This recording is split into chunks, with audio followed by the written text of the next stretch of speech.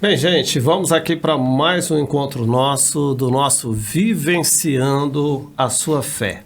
Tem sido uma alegria chegar até você com essa proposta e hoje nós temos um convidado mais que especial. Está aqui o André. Vocês vão conhecer um pouquinho da história dele nesta noite. André, se apresenta para o nosso pessoal. Bom, obrigado por poder participar do podcast.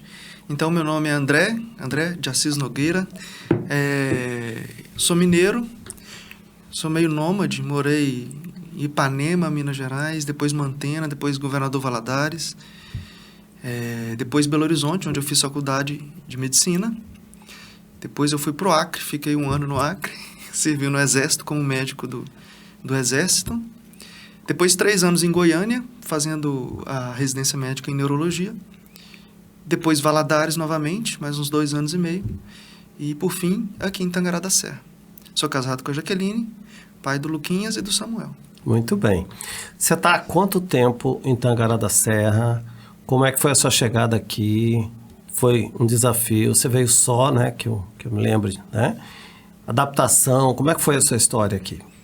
Eu cheguei aqui em agosto de 2011, então tem 12 anos e meio. Foi uma adaptação bem tranquila. Eu vim primeiro sozinho, porque a Jaque, ela tinha um concurso lá em Valadares. Ela ficou lá ainda uns 4, 5 meses até conseguir a transferência dela para cá.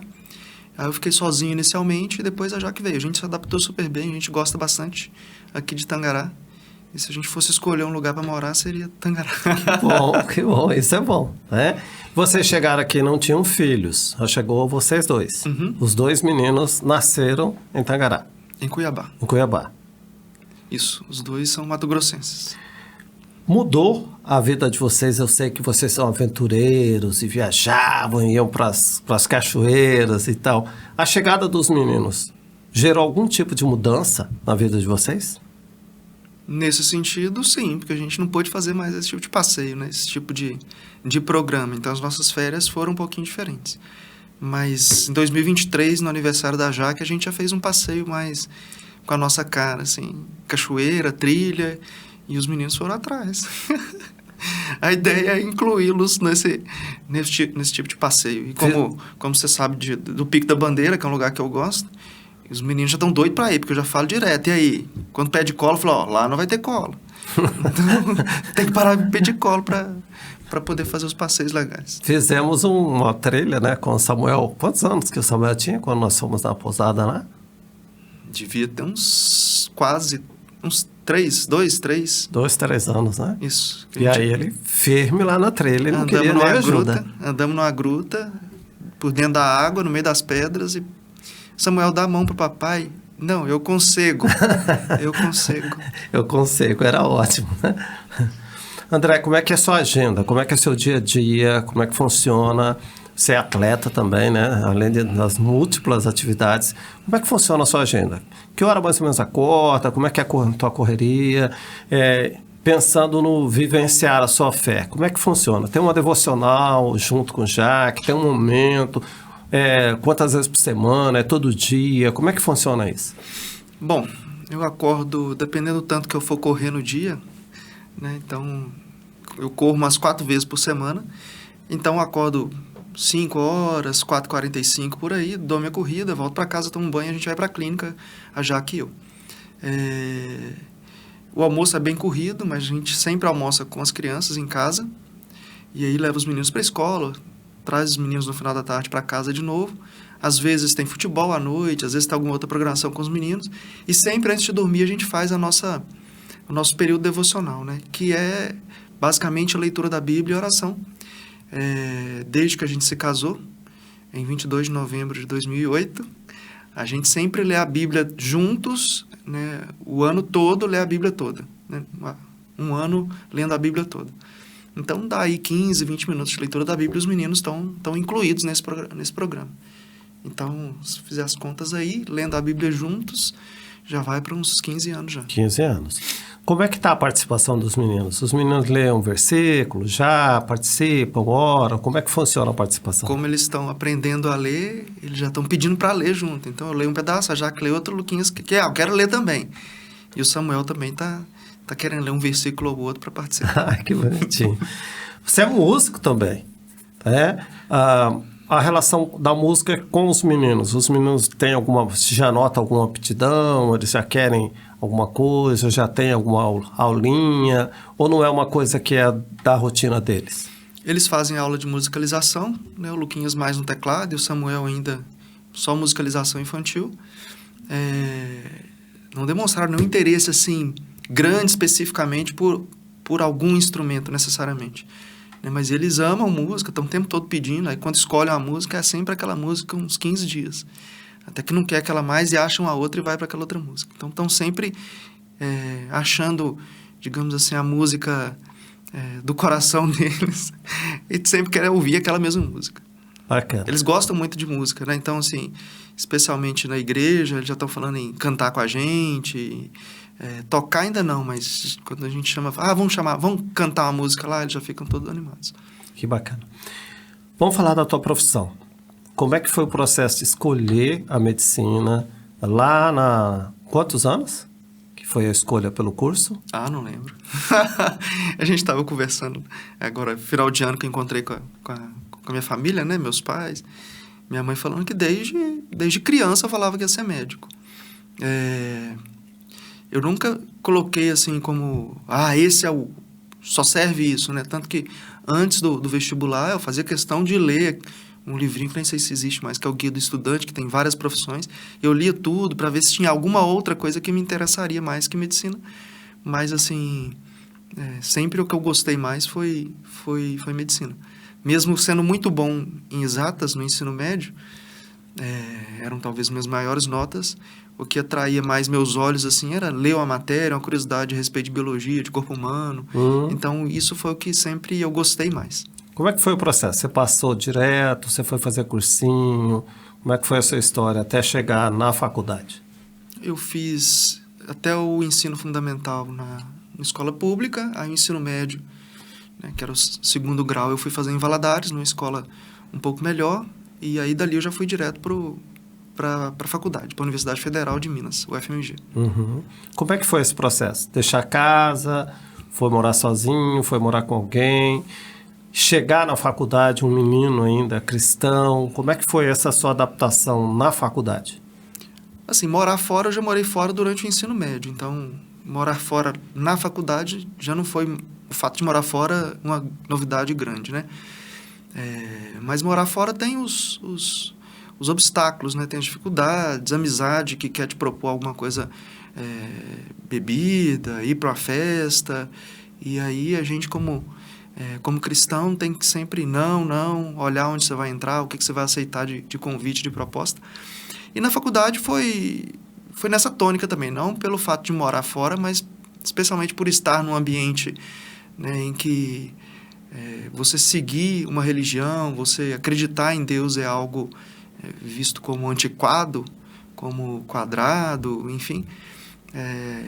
Então, inserir nesse meio aí a gente se afirmar como cristão na faculdade é algo um pouco difícil. Então, foi muito importante achar no período da faculdade a ABU, né, que é a Aliança Bíblica Universitária, e ali encontrar outros universitários, estudantes que estavam na mesma situação que a gente, né? A gente pôde desenvolver um trabalho legal lá no campus da UFMG durante o tempo da faculdade. Tem relação com o pessoal da ABU? Alguém ainda até hoje? Contato, alguma coisa? Contato de vez em quando com a Aline, com a Kézia, que é uma amiga minha, mas mais essas duas. Na época da faculdade, eu fiz a seguinte distinção. Durante a semana era a ABU, mas a ABU tinha uma ou outra programação, um congresso, nos finais de semana. Aí, nos finais de semana, eu me dedicava mais à igreja, né? Ministério de Louvor, por aí vai. Aí, eu fazia essa divisão, então eu não entrei de cabeça na ABU fora do campus da UFMG. Fiquei só ali. Você vai para lá, uma nova igreja. Sim. Vai ser acolhido por uma nova igreja. Qual o valor disso na sua vida? Desse acolhimento que você teve em Belo Horizonte, uma igreja nova, diferente da tua. Como é que foi isso para um jovem que estava chegando ali para faculdade?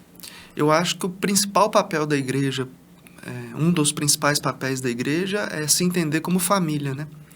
É se entender como um refúgio para aqueles que estão chegando de fora, para aqueles que estão nesse contexto de chegar num ambiente, numa cidade diferente. E, nesse sentido, Deus sempre me abençoou que tanto em BH, quanto em Goiânia, quanto lá no Acre, eu sempre achei na igreja esse acolhimento, essa família. E é muito legal que a turma de BH, por mais que a gente não se encontre com tanta frequência mais, mas a gente se considera amigo até hoje, a gente, quando encontra, é muito legal. E assim também com a turma de Goiânia, né? Então, chegar e encontrar na igreja um ambiente familiar, eu acho que é fundamental. E é importante a igreja se entender dessa forma, né? Nos dias de hoje, né? Chegou alguém novo, se é não cristão, né? Acolher, no sentido de também apresentar o evangelho, mas se é um cristão, a gente precisa entender que se essa pessoa está fora do ambiente, da cidade dela, nós temos a obrigação de ser a família dela. Bacana. Você vai parar no Acre, o Acre existe, né? Existe. Aí você vai para Rio Branco, e de Rio Branco você vai para Assis Brasil. Assis Brasil. Como é que foi esse período lá? Foi um ano? Quase um ano? 11 meses 11 e meio. meses. Mais ou menos. Como é que foi esse período de exército, Acre, esse tempo que você viveu lá? Gostei demais do Acre, né? Tanto que a gente até pensou em voltar para lá depois da residência, né? Gostei de servir o exército, né? Mas não gostaria de seguir isso como carreira. E lá também, em Assis Brasil especificamente, a gente pôde ajudar lá na congregação, né? Que estava começando. Então foi uma experiência legal, assim, de conviver num ambiente. Eu acho que o Acre é como se fosse um outro Brasil, no sentido assim, de uma cultura muito diferente. E não diferente no sentido de ser pior.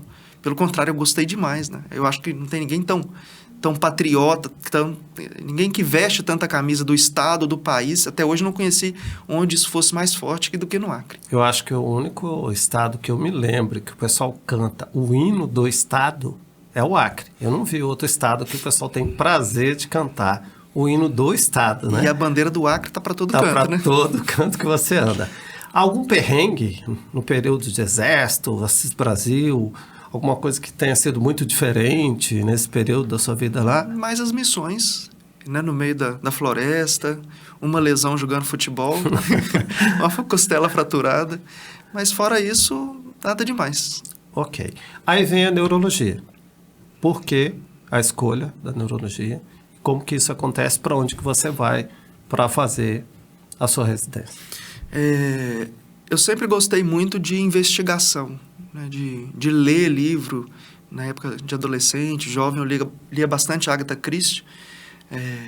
Foi meu início de leitura. Agatha Christie é bom demais. Então, eu gostava muito de ler sobre investigação. Então, o que sempre me atraiu bastante na medicina foi você chegar num diagnóstico com precisão.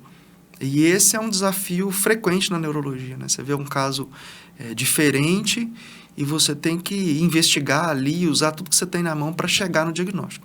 Isso foi o que sempre me apaixonou na neurologia, né? Eu gostei da neurologia a partir do segundo semestre da faculdade, quando a gente faz neuroanatomia. Então, ali eu gostei e depois, cada vez que eu tinha contato durante a faculdade com neurologia, eu confirmava mais essa minha intenção de fazer neurologia. Algumas especulações sobre fé vão dizer que quem estuda, por exemplo, neurologia, se afasta da fé, que descobre coisas mais próximas da ciência e tal. Como é que foi isso para você? Eu não entendo assim, não. Eu acho que, sim, pode acontecer com alguns, mas à medida que a gente...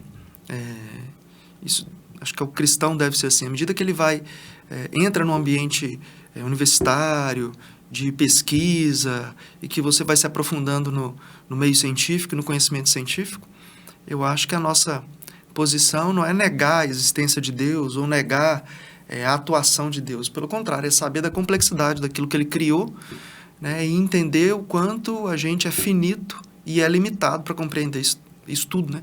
A gente fala que na ciência, cada resposta que você tem mais 2 ou mais perguntas decorrentes daquela resposta. Isso eu acho assim que deve levar a gente a admirar a complexidade e a grandeza de Deus diante daquilo que Ele criou, né? E no caso da neurologia, né, a gente costuma dizer que o cérebro humano é a principal principal criação de Deus no sentido de complexidade, de redes, de mesmo aquilo que o cérebro humano consegue produzir, consegue realizar, talvez seja a parte mais interessante da criação. Tá certo.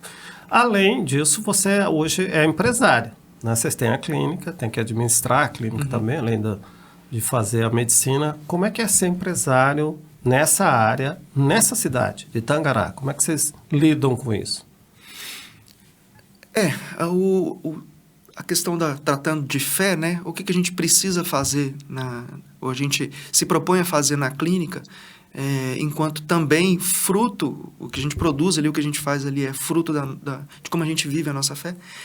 Né? Então, acho que no Brasil, não necessariamente em Tangará, mas no Brasil, o grande desafio de você ser empresário é você conseguir fazer a coisa dar lucro, você se propor a agir de forma correta, a pagar todos os seus impostos, e num país onde os impostos são tão caros, isso é bem doído às vezes, né? Mas a gente tem que se propor a fazer tudo de forma correta, e especialmente no que a gente produz lá, né, que é atender pessoas, não só atender o nosso paciente, como atender também, né, eu e Jaque atendemos no sentido de o nosso funcionário, como que a gente vai lidar com ele, como a gente vai lidar com os colegas, que são outros profissionais de saúde, e especialmente o paciente. Né? Então, a gente tem que entender isso como um desafio e como uma forma, um meio da gente expressar a nossa fé. E a forma da gente fazer isso é procurar fazer tudo com excelência. Ok. Vocês lidam com outros profissionais dentro da clínica, além de você e Jaque. Como é que é essa relação com os profissionais também da área que trabalham com vocês? A gente estava até conversando esses dias, eu e a Jaque, sobre isso, né? É importante a gente entender que ninguém é superior ou melhor que alguém. O médico é melhor que o terapeuta ocupacional, ou que o psicólogo, ou que o fisioterapeuta. Não existe essa distinção, né? E a gente precisa entender as pessoas, cada uma no seu papel, e que não significa que um é melhor ou superior ao outro. Então, a gente convive com esses outros profissionais, com essas outras pessoas, no sentido de valorizar, de fazer com que eles se sintam acolhidos, se sintam importantes no contexto ali do atendimento ao paciente, no contexto nosso do dia a dia da clínica. Bacana. Você resolveu um novo desafio na vida e foi fazer concurso público, né? Para se tornar funcionário público, uma nova etapa da sua vida. Como é que foi isso? Por que tomou essa resolução? E como é que está sendo essa experiência que não é tão nova, né? Já tem mais de um ano? 1 ano e 4 meses. 1 ano e 4 meses. Que tomei posse, né? Então, eu fiz o concurso da Politec, né? Para atuar como médico legista. Meio assim que no susto, porque a gente ficou sabendo o concurso meio que em cima da hora, já que me animou a fazer, outros amigos também falaram, não, você tem que fazer, e eu fiz, e graças a Deus eu fui bem sucedido, e falei, já que fui bem na prova, vamos entrar, né? E foi muito legal, assim, porque hoje eu entendo que foi importante para mim, porque a gente está ali no dia a dia da neurologia, do consultório, né? Dia após dia, semana, meses, anos ali, e quando a gente se propõe a fazer algo diferente, a gente dá uma aliviada, pensa de formas diferentes, enxerga problemas diferentes, e também os que a gente já tinha de forma diferente, convive com pessoas diferentes, então isso foi muito, muito gratificante. Ok. Bom, eu vou te pedir algumas coisas difíceis agora, sim. Diga. Rápidas, mas difíceis. Por que é difícil? Eu quero que você fale 3 livros não bíblicos, né? Livros que você já leu, livros cristãos, que você indicaria. Só 3. Por isso que eu falei que é difícil. Eu sei que você já leu um montão, e agora eu quero que você indica 3 livros. Olhando para aquela câmera lá, 3 livros que você indicaria para todo cristão ler. Então, A Maravilhosa Graça, do Philip Yancey. Eu acho fantástico. Acho que eu já li umas 2 vezes. Todo cristão deveria ler também Cristianismo Puro e Simples. Esse não pode ficar sem ler. Do C.S. Lewis. Mais de uma vez, aliás, tem que ler. Já li mais de uma vez também. E outro livro... Vamos lá listar algum livro interessante. Falando sobre vivenciar a sua fé, eu vou citar um que talvez não seja um dos melhores, mas foi o último que eu terminei de ler há poucos dias, que foi Simplesmente Cristão. Não conheço. Que fala sobre você entender que a vida cristã, né, ou que a vida da igreja, ela é formada basicamente pelo dia a dia, pela rotina dos crentes. Então, hoje tem muita tendência a falar assim, eu vou ter que viver o sobrenatural, eu vou buscar uma próxima grande experiência, vou buscar um próximo romper de fronteiras. E o livro tem uma fala lá, que acho que até uma citação do autor, não é o livro, não é o que ele escreveu mesmo, que assim, grande parte do que a gente tem construído hoje, enquanto igreja, enquanto sociedade, deve-se não apenas a grandes nomes que estariam aí no panteão da história da igreja ou da história da humanidade, mas deve-se principalmente a milhares de pessoas desconhecidas, anônimas, que não tem nada, não tem uma lápide famosa, não tem escrito nada, mas que eles simplesmente se propuseram a cumprir o papel deles aqui. Então, né, a gente pensa, quem que difundiu o cristianismo na Europa? Paulo, mas não foi só Paulo. Sim. Né? Então, tem um monte de gente anônima que pregou e que saiu e que testemunhou. E o livro fala sobre isso, no sentido da gente entender que a rotina, a rotina diária da vida cristã não significa mediocridade. A rotina pode ser também excelente. Né? Então a gente acha que, para ser excelente eu tenho que ver um milagre, eu tenho que ver algo sobrenatural acontecendo, mas às vezes a gente tende a desvalorizar a nossa rotina de vida cristã, de cuidar dos filhos, de cuidar da família, de desempenhar uma vida profissional com excelência. A gente considera isso como de menor valor. Ok. Músico eu quero que você fale um grupo ou um cantor, uma cantora, que você fala assim, olha, se você não ouviu essa pessoa, você precisa ouvir. Um só é difícil. Fala mais de um, então. Vou falar, então, do Petra, que é a banda de rock que eu curto pra caramba. Você foi agora, né? Que eu fui no show do Petra. E assim, a história deles, as letras deles, todas falam bastante comigo.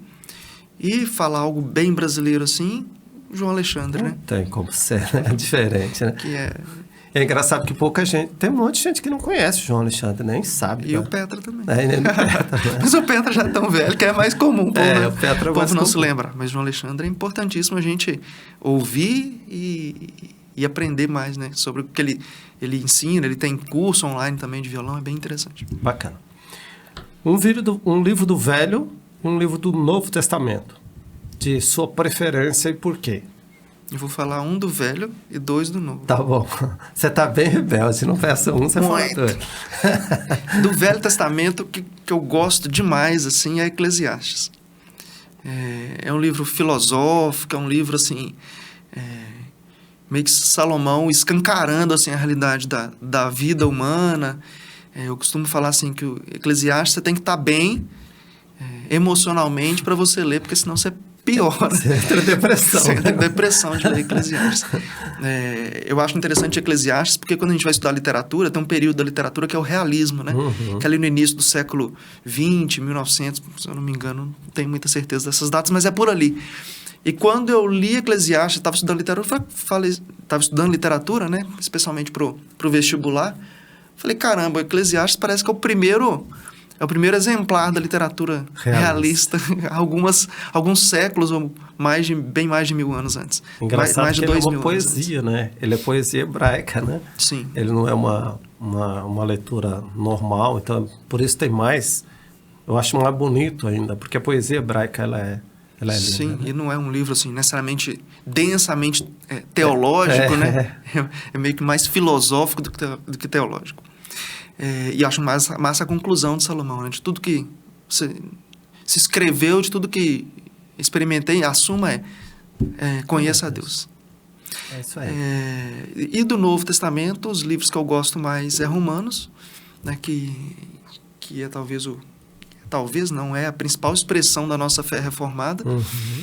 É um livro bastante teológico, e você pode ler 10 vezes que você vai estar aprendendo sempre algo novo. E eu pedi para ser 2, porque Hebreus é um livro que me fascina demais, porque ele faz essa essa ligação de Antigo e Novo Testamento, né? Da velha aliança com a nova aliança. E ainda tem um mistério de não quem saber é o autor. Quem é o autor, né? Então, do Novo Testamento, Hebreus e Romanos. Bacana demais. Um versículo, e por que você tem esse versículo, assim, presente na sua vida? Romanos 11:36. Porque dele, por meio dele, para ele são todas as coisas, a ele, pois, a glória eternamente. Amém. Esse versículo, eu acho que ele deveria nortear a vida de qualquer cristão, né? A gente entender, e esse versículo a gente tem algo a aprender nele a cada dia, né? Como que eu vou fazer isso que eu vou fazer agora para ele? Entender que isso veio dele e que deve retornar para ele, por meio dele. E que a nossa vida deve ser sempre orientada no sentido de glorificar a Deus.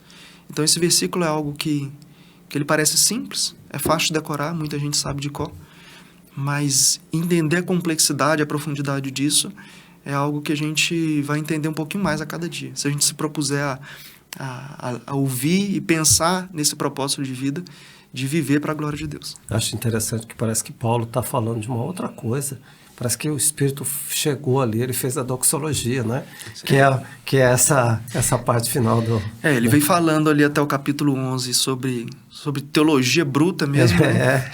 E aí eu entendo o finalzinho do capítulo 11, acho que Paulo não se conteve, acho que ele escreveu aquele finalzinho do capítulo 11 ali, meio que cantando, talvez ajoelhado, talvez chorando, porque ele vem falando de teologia de uma hora para outra, ele explode num cântico de louvor, né? É isso mesmo. Que é o finalzinho de Romanos 11. Muito bonito, muito bonito. André, manda uma mensagem para os nossos, para as pessoas que nos veem no nosso podcast Vivenciando a Sua Fé. Como é que é necessário no dia a dia de alguém para exercer uma fé genuína, uma fé que faça diferença? Conheço você há um montão de tempo, né? Tenho o prazer de saber que você é uma pessoa que expressa de verdade a tua fé, tua casa, teus filhos, tua esposa. Então, assim, um prazer imenso ter você, porque além de tudo, de irmão ser amigo. O que faz diferença, de fato, no dia a dia, no vivenciando a fé de alguém que é genuinamente cristão? A gente precisa entender que, falando do livro, né? Simplesmente cristão, e olhando também para esse versículo que eu citei em Romanos, a gente precisa entender que a igreja é corpo de Cristo, e sendo eu parte desse corpo, a gente precisa entender a nossa atuação, a nossa vivência, né, como expressão daquilo que Deus quer fazer na pessoa de Cristo através da igreja, que é o corpo dele. Então, a gente precisa sempre entender assim, eu vou atender um paciente, preciso entender aquilo ali como uma forma de Deus abençoar a vida daquela pessoa. É como que eu vou lidar com a minha esposa e com os meus filhos, né? Eu sou um dedinho de Deus ali em casa para estar edificando as crianças, para estar edificando a vida da Jaque, e na igreja da mesma forma. Então a gente precisa se entender como se fossem as mãos do corpo de Cristo agindo onde a gente está presente. Muito bom. Quer falar mais alguma coisa para nós? Mandar mais algum recado? Uma coisa que esteja no teu coração que você queira falar ainda? Olhando para aquela câmera ali. Que a gente possa né, ouvir e participar desse podcast, quem vier falar ainda, e assistir, quem está assistindo, que a gente possa ser desafiado a fazer isso que o podcast propõe, né? Aprender a vivenciar a nossa fé. A nossa fé não é algo que ela é vivida um dia por semana, no domingo à noite ou no domingo de manhã, ou em uma ou outra reunião pontual da igreja, ou só no momento devocional em casa, mas que a gente está vivenciando a nossa fé no trabalho, na escola, no convívio com a família, com os amigos. Não existe uma janela de tempo ou um espaço específico para a gente viver a nossa fé. A gente precisa viver a fé, e não apenas lembrar que a gente tem essa fé em alguns momentos e num lugar específico. Muito bem. Gente, esse foi mais um Vivenciando a Sua Fé, hoje aqui com André, esse camarada que é um homem temente a Deus, um amigo, e que você realmente, certamente foi edificado enquanto nós tivemos essa conversa. O nosso Vivenciando a Sua Fé está precisando de parceiros, então você pode vir ser o nosso parceiro aqui contribuindo, investindo no Vivenciando a Sua Fé. Passa para frente, manda para os seus amigos, faça com que esse podcast chegue a mais pessoas possíveis. Um abraço e Deus abençoe. Viva a sua fé. Amém.